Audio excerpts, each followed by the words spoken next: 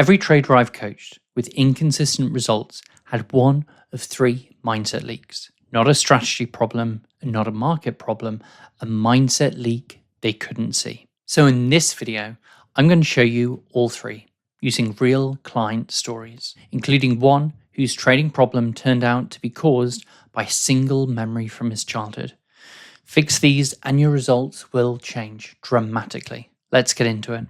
I once had a client who was always chasing the next big trade. He told me he felt like a hunter in the jungle, and he was only interested in big game. And when the big opportunities came, he actually did pretty well. He sized aggressively, held his nerve, and typically did much better than most traders in that situation. The issue was what happened after the big day. After a mid 5-figure day, making 1 or 2K the next day from 3 or 4 modestly sized trades felt boring. So he'd overtrade. He'd hold winners too long and watch them go all the way back to zero, desperately chasing the feeling he got on the days he absolutely crushed it. So I used his own metaphor against him. I asked him to imagine he was a hunter in caveman times, trying to feed his family. Some days there was a woolly mammoth walking around. Most days there wasn't. On those days, would he really turn up his nose at a rabbit or a fish? No, he said. Food is food. And that's when it clicked for him. The caveman who survived hunted big game when it was available and did whatever it took the rest of the time.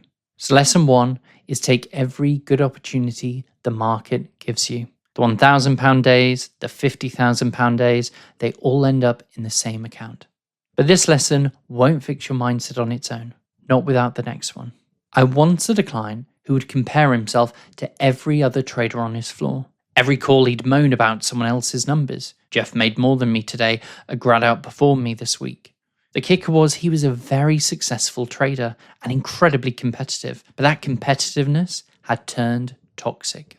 He was angry at himself and resentful of everyone around him.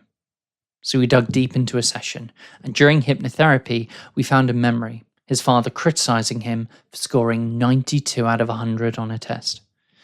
His father was a teacher at the school he went to, and his ego was wrapped up in his son's academic results.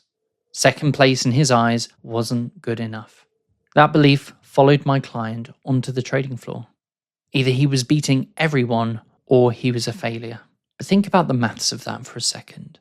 In an office of 10 highly competitive traders, even if you are an overperformer, you might top the leaderboard 2 out of 10 days. So what's he supposed to feel the other 80% of the time? When he trades well, but isn't first? Miserable? And better? How do you measure that anyway? Raw P&L? Returns on account size? Ticks taken from the market? Whether you happened to be at your desk when the right headline dropped? It wasn't sustainable, and it had already cost him. He'd just come back from an extended break due to stress. So I told him 2 things. First, if you're always the best trader in the room, all that tells you is that you're in the wrong room. If you want to find out what you're capable of, you need to be around other big dogs. Second, keep competitiveness, but point it inward. Think of the old arcade games like Pac-Man or Tetris. You're not competing with anyone else. You're chasing your own high scores. So he built a system when he tracked his own metrics and competed against his own best performance. How many ticks he was making, how often he stuck to his systems, average winner size increasing, average losers decreasing. The comparison didn't disappear. It just finally had a target he could actually control. But this next problem causes many trading careers to explode before they have even started. Quick question. Would you rather have 50% of $1,000 or 10% of 100 grand? Easy answer, right? Charlie Munger famously said the first 100,000 is the hardest, and that you should do whatever it takes to get there, even if it means walking everywhere and clipping coupons, because after that, you can ease off the gas. And trading is exactly the same. The hardest part of the journey is the ride from a 10K account to a 100K account. Because at that stage, you're not just fighting the market, you're fighting your rent, your travel, your food, your software costs. Every pound you take out of your account slows down the compounding. And here's the mindset piece. The traders who make it through that stage are the ones who can delay gratification. No flashy cars, no lifestyle upgrades. They know every pound left in the account is working for them, and that the maths gets easier with every step. Once you hit 6 figures, going to 500k is just a 5x. You can cover your living costs without bleeding the account.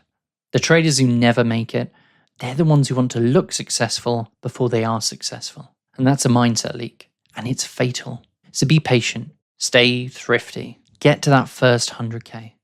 Everything after that is easier. But none of these will be enough to make your trading career if you take too many of the wrong trades. So click this video next, where I show you my system of how to stop overtrading, and I'll see you there.